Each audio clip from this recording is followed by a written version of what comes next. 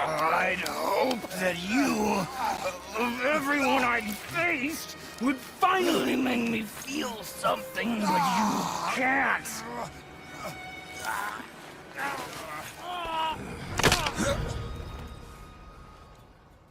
The first time a stranger knocks on the door of the hidden cabin in Midgard, the world of the Norse saga begins not with a roar of thunder, but with a chilling, quiet confidence. Baldur doesn't look like the gods Kratos faced in Greece. He isn't a towering titan of muscle or a regal figure draped in golden armor. He is a scrawny, tattooed wanderer with a frantic energy in his eyes, a man who looks more like a ghost than the son of a king. Yet, this initial encounter sets the stage for one of the most tragic character studies in the history of the medium. Baldur is the physical manifestation of a mother's love turned into a psychological weapon. In the Greek era, Kratos fought deities defined by their hubris and their thirst for power. In Midgard, he is forced to fight a man who is defined entirely by his inability to feel anything at all. This lack of sensation is Baldur's greatest strength and his most agonizing curse, making him an antagonist who is as pitiable as he is terrifying. The brilliance of Baldur's design lies in the subversion of our expectations. When he arrives at the cabin, he is searching for the giant, unaware that he is standing face to face with the ghost of Sparta. He is cocky and dismissive, goading Kratos into a fight that should, by all laws of physics, end in his immediate death. But as Kratos delivers blows that would have leveled a mountain, Baldur simply laughs. He doesn't just shrug off the pain. He genuinely does not register the impact. This is the Vanir magic cast upon him by his mother, Freya. Driven by a prophecy that foretold his unnecessary death, she bargained away his humanity to protect his life. She made him invulnerable to all threats, physical or magical, with the sole exception of mistletoe, a detail she thought was too insignificant to matter. But in her quest to ensure he would never die, she ensured that he would never truly live. He cannot feel the warmth of the sun, the taste of food, the thrill of battle, or even the bite of a winter wind. He is a sensory void, a man trapped in a biological prison of immortality. This total sensory deprivation is the engine that drives Baldur's specific brand of madness. Most villains in epic tales are motivated by a desire for power, land, or vengeance, but Baldur's motivation is something much simpler and more haunting. He wants to feel a single spark of reality. His pursuit of Kratos isn't born out of a loyalty to Odin's grand designs, though he follows the All-Father's orders in the desperate hope that a cure exists. Instead, Baldur is chasing Kratos because Kratos represents the first thing in centuries that has made him feel a glimmer of hope. The hope that someone, somewhere, is strong enough to actually hurt him. Every punch Kratos throws is a gift to Baldur, a temporary reprieve from the crushing numbness of his existence. He is a man screaming into a void, and Kratos is the only person whose strength is loud enough to be heard. This dynamic turns their rivalry into something deeply twisted. It isn't just a battle between two gods, but a collision between a father trying to protect his son's future and a son trying to destroy his own cursed immortality. Baldur's tattoos act as a visual map of his internal chaos, etched in the old tongue to tell stories of his invulnerability and his lineage. But on his skin, they look like scars rather than honors. He carries himself with a twitchy, restless energy, the result of centuries of being unable to ground himself in physical sensation. When he fights, he is reckless, throwing his body into the path of destruction with no regard for his own safety, because safety is a concept that has no meaning for him. He is the ultimate unstoppable force, but he is also a hollow one. Kratos, who spent his youth trying to escape the physical pain of his memories, finds himself confronted with a mirror image of his own tragedy. While Kratos wants to forget the blood on his hands, Baldur would give anything to feel the blood running through his veins. They are two sides of the same coin of divine suffering, each ruined by their parents in ways that destroyed their capacity for peace. The tragedy of Baldur is further deepened by the predatory nature of Odin. The All-Father doesn't see Baldur as a son to be healed or a person to be comforted. He sees the perfect tool, a tracking dog that cannot be killed. Odin weaponizes Baldur's desperation, promising him a release from his numbness in exchange for his service in finding the gate to Jotunheim. This manipulation turns Baldur into a tragic puppet, a man who commits atrocities not out of malice, but out of a starving need for sensation. He hunts the giants not because he hates them, but because they are his ticket out of the silence. He is a victim of two different kinds of parental failure: Freya's suffocating, overprotective love that robbed him of his soul, and Odin's cold, transactional neglect that utilized his brokenness for political gain. Baldur is the wreckage left behind when gods play with the lives of their children, a man whose light was extinguished by the very people who were supposed to guide it. Recognizing Baldur as the perfect foil for Kratos is essential to understanding the narrative of the 2018 journey.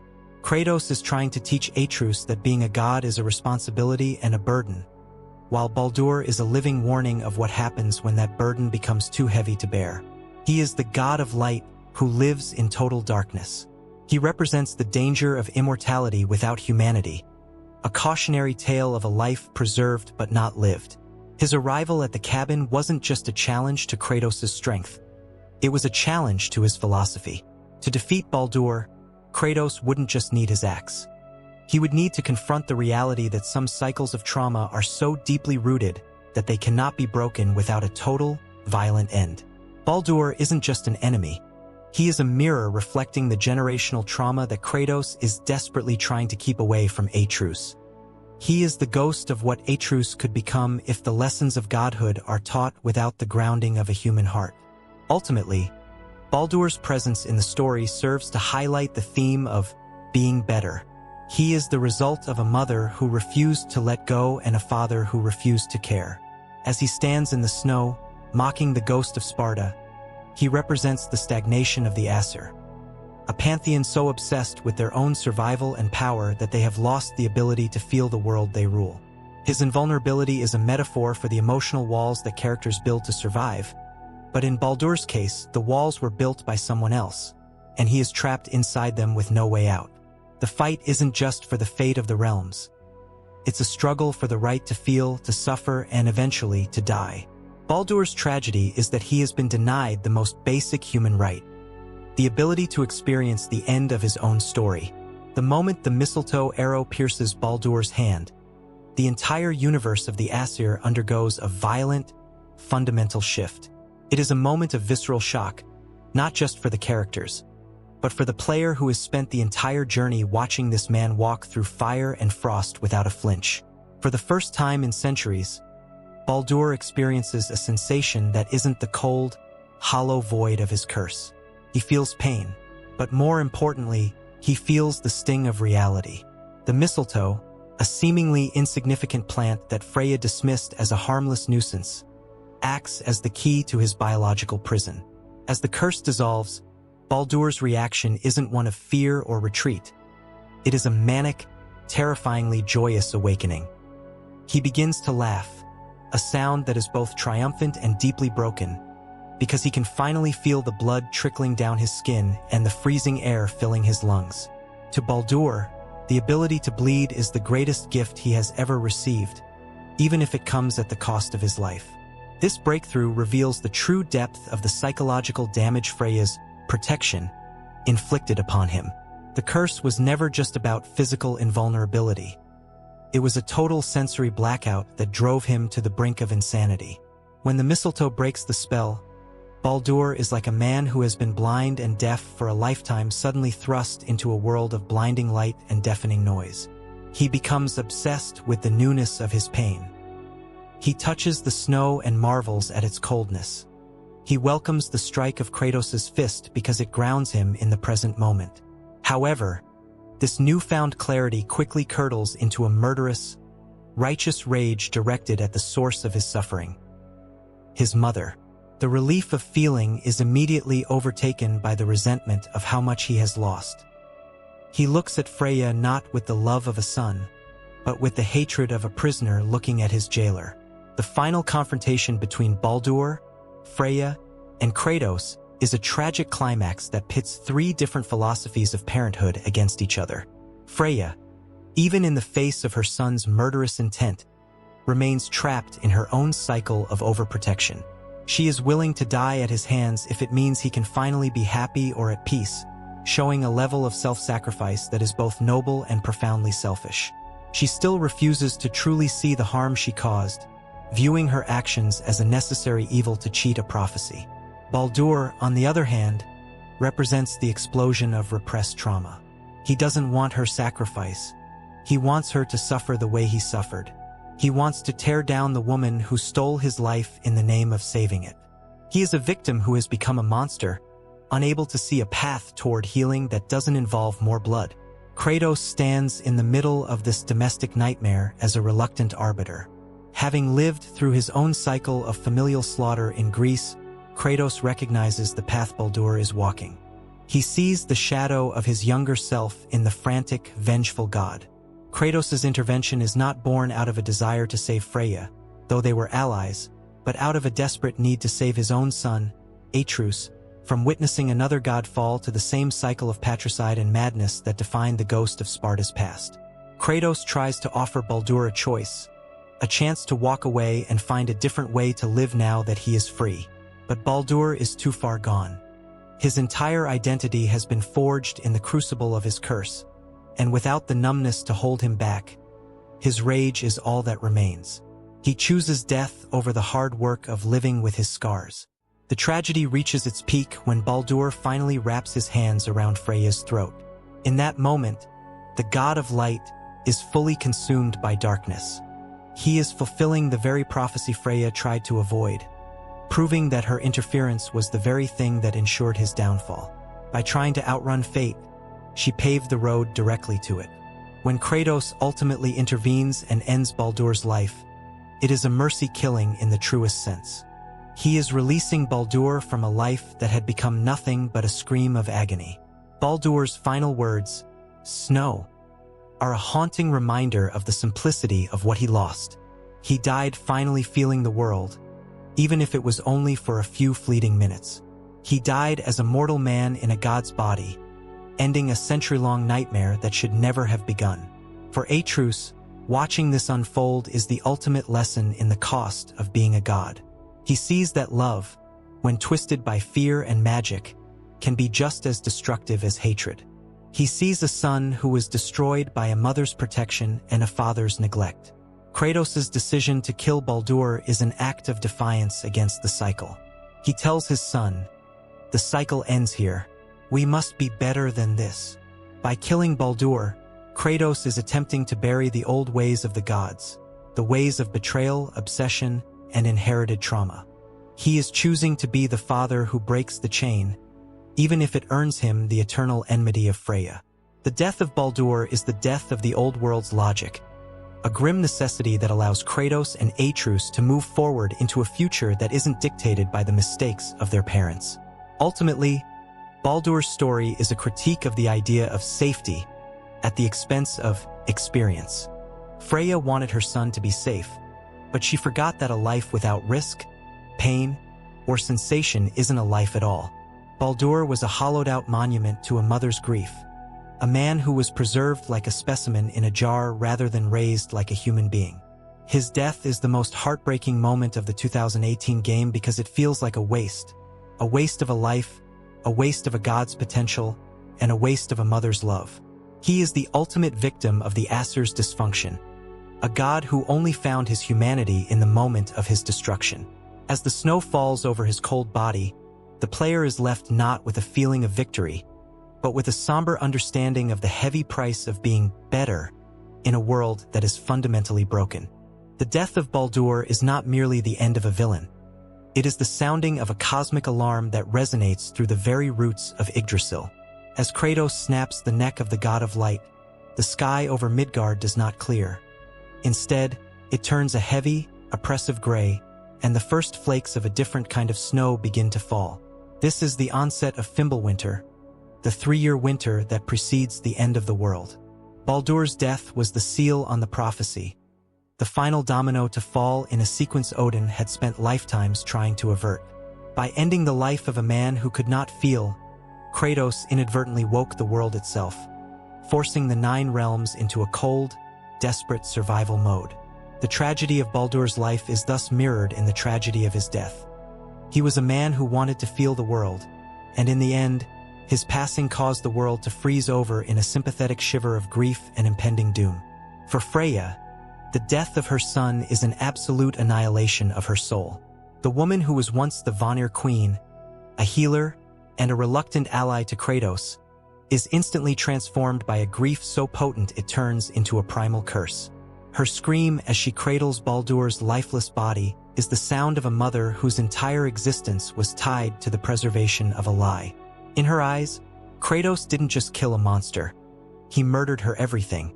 And he did so after she had saved his life and the life of his son. This creates a moral gray area that defines the fallout of the journey. Freya's vow of vengeance, to rain down every agony, every violation, and every terror upon Kratos, is the birth of a new cycle of hatred. It highlights the recurring theme that in the world of gods, a mercy killing is rarely seen as such by those left behind. Baldur is gone, but the ghost of his mother's love now haunts the path ahead, proving that even a dead god can continue to tear the world apart through the trauma they leave in their wake. Atreus stands at the center of this wreckage, a boy who has just seen the cycle his father spoke of in its most visceral form. He watches the transformation of Freya from a kind mentor to a vengeful specter, and he realizes that being better isn't a permanent state of being, but a constant, agonizing choice.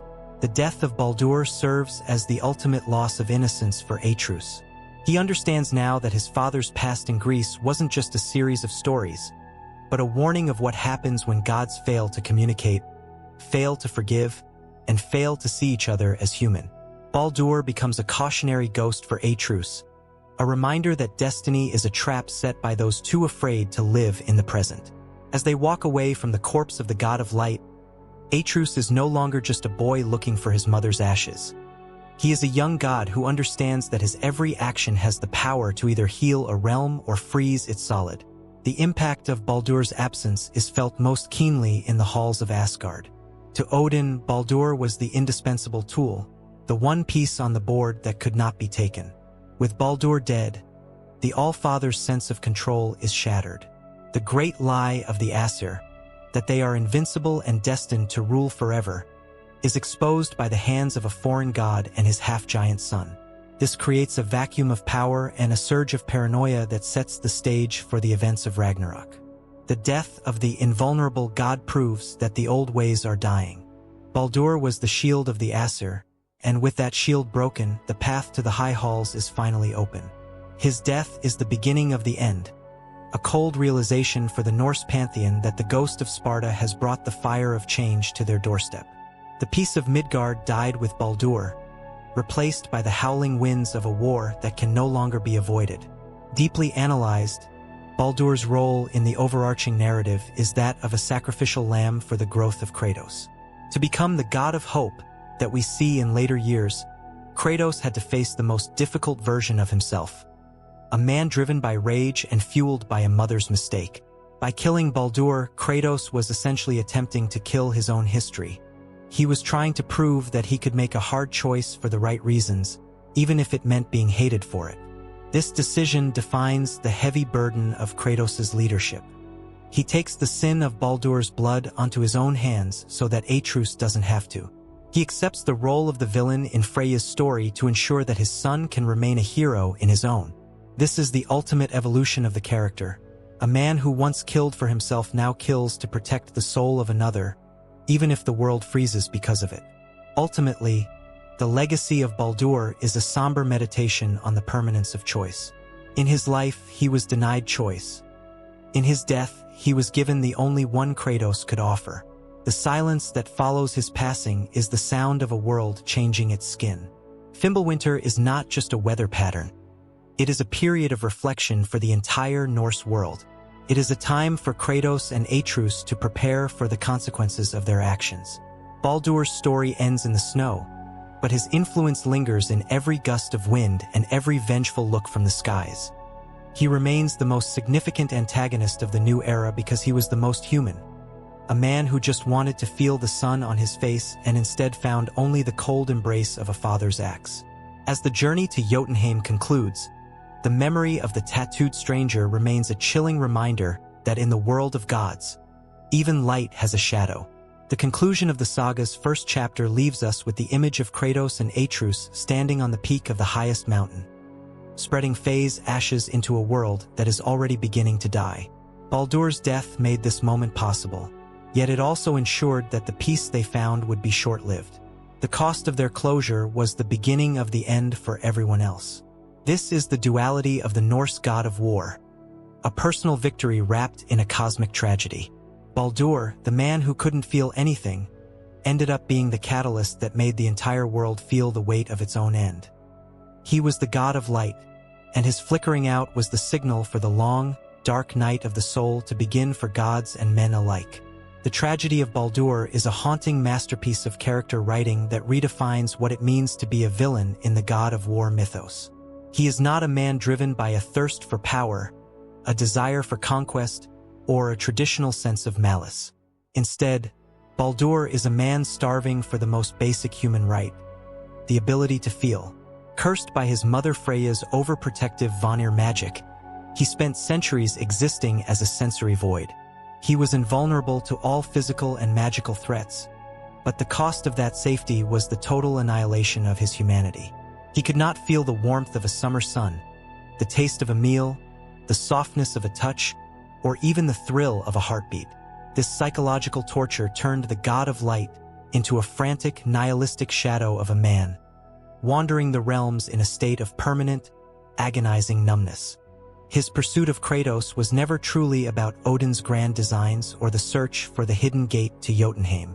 To Baldur, Kratos was something far more significant. He was a glimmer of hope.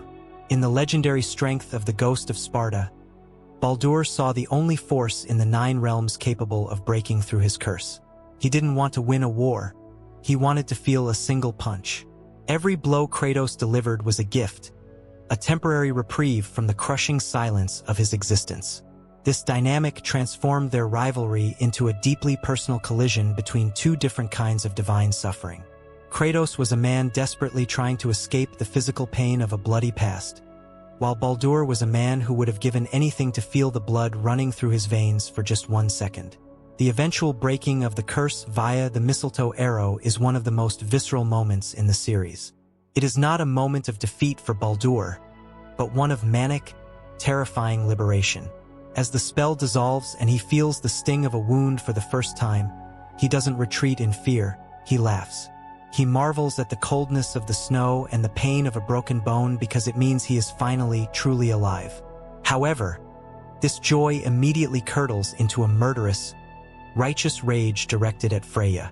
He views her not as a savior who cheated death to keep him safe, but as a jailer who stole his life in the name of her own maternal anxiety. He is the physical manifestation of protection, taken to its most abusive extreme, a son who was preserved like a specimen in a jar rather than raised like a person. Kratos' decision to end Baldur's life is the ultimate act of narrative evolution.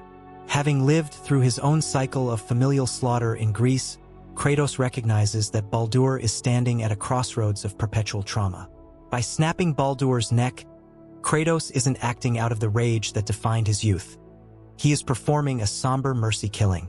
He is releasing a broken man from a life that had become a permanent scream, and more importantly, he is shielding his own son, Atreus, from witnessing a mother being murdered by her child. Kratos chooses to bear the burden of the sin and the eternal hatred of Freya so that the cycle of patricide can finally be buried. Ultimately, Baldur stands as a cautionary ghost for the entire Norse saga. He is the wreckage left behind by 2 failed styles of parenting: Freya's suffocating, fearful obsession and Odin's cold, transactional neglect. His death is the final domino that triggers Fimbulwinter, forcing the world to freeze over in a sympathetic shiver of impending doom. He was the god of light who died in total darkness, a man who only found his humanity in the fleeting, painful minutes before his destruction. As the snow falls over his body, the player is left with the chilling realization that in the world of gods, even the most well-intentioned love can become a weapon of total devastation. You even care. You could have walked away. The cycle ends here. Must be better than this.